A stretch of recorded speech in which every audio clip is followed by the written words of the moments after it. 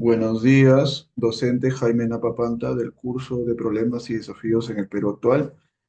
En esta oportunidad mis compañeros y yo nos tocó exponer acerca del tema del régimen de Alberto Fujimori en los años de su mandato, entre 1990 y el año 2000. Empezaré con una introducción. En, en su régimen, Alberto Fujimori representó una de las etapas más decisivas y controvertidas de la historia reciente del Perú.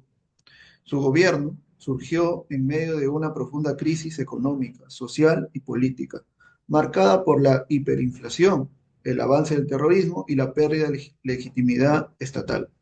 Frente a este escenario, Fujimori impulsó reformas económicas radicales, una estrategia de mano dura contra Sendero Luminoso y el MRTA, y también medidas políticas que transformaron el modelo de gobierno del país, incluyendo el autogolpe de 1992.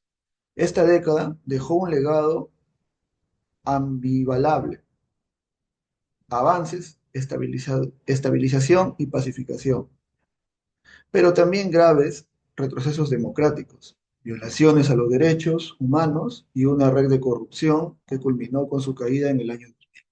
Perú, en 1990, un escenario de crisis. Tenemos la hiperinflación galopante. La economía peruana estaba devastada por una inflación fuera de control.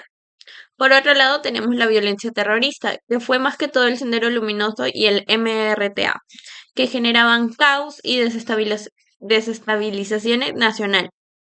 También tenemos la crisis de legitimidad estatal, que se trataba sobre las instituciones democráticas que estaban debilitadas y erosionadas.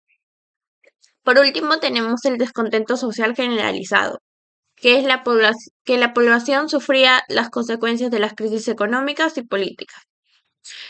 Cuando Alberto Fujimori asumió la presidencia, heredó un país con una profunda crisis económica, social y política.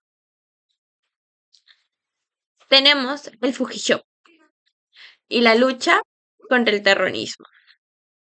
El Fujishock y la estabilidad económica más que todo trataba sobre la implementación del Fujichoc en 1990, que eran las medidas de ajuste estructural drásticas para frenar la hiperinflación y liberalizar la economía. También tenemos los resultados mixtos, que es, que es que más que todo se logró controlar la inflación y estabilizar la economía, pero con alto costo social. Por último, tenemos la privatizaciones y apertura del mercado, donde en este momento se promocionó la inversión extranjera y la modernización del aparato productivo. Tenemos la lucha contra el terrorismo a mano dura.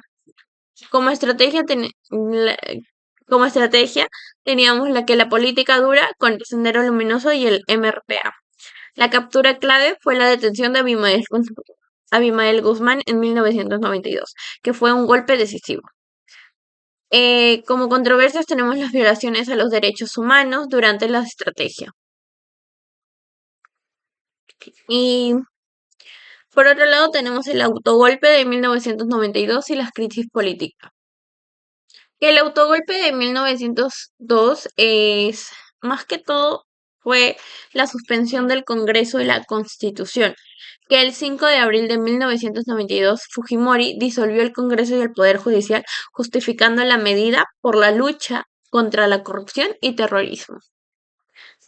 También tenemos la concentración de poder, que es el acto que marcó un giro autoritario y debilitó los contrapesos democráticos.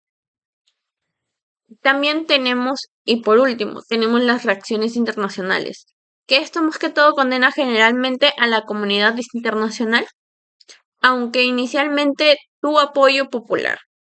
A continuación voy a hablar sobre dos puntos importantes. El primero es el autogolpe de 1992, ruptura democrática. En primer lugar, el 5 de abril de 1992, Fujimori decidió cerrar el Congreso y controlar el poder judicial, señalando que era una acción necesaria para enfrentar la corrupción y el terrorismo que afectaban al país.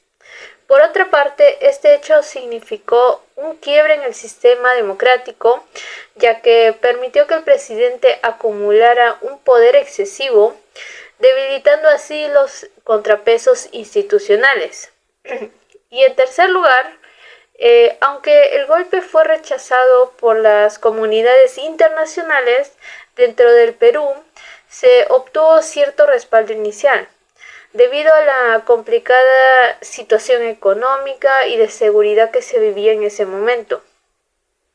Como segundo punto, tenemos el fin de la década, que es desde 1999 al 2000.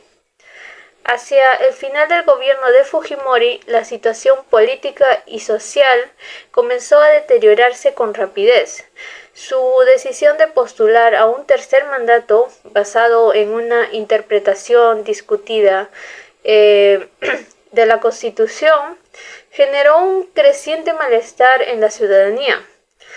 Además, se hicieron más visibles las acusaciones de corrupción y manipulación del poder, especialmente relacionadas con Vladimir Montesinos. Todo esto creó un ambiente de inestabilidad que marcó un cierre en la década y debilitó gravemente a la legitimidad del régimen.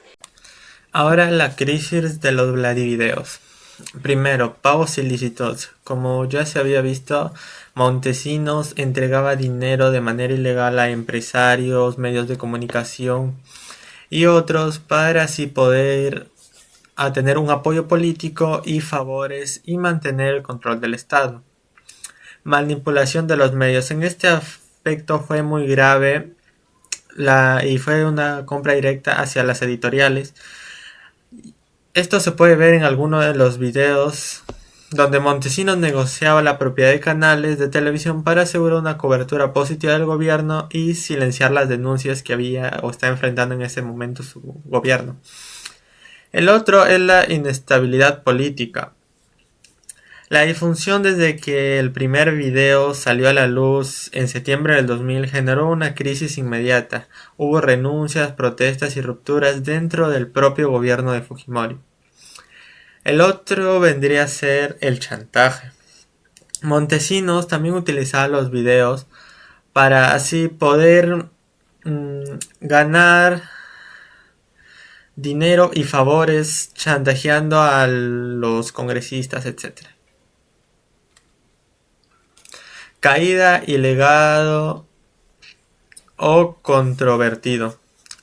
Fuga y renuncia. En el año 2000, Fujimori huyó a Japón y renunció a la presidencia por fax, lo cual poniendo fin 10 años de gobierno tras diversos escándalos.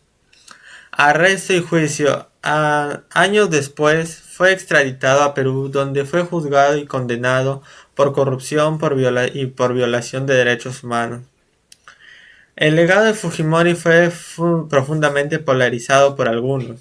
Un salvador que pacificó y modernizó el país, para otros un dictador que socavó la democracia y cometió errores y crímenes.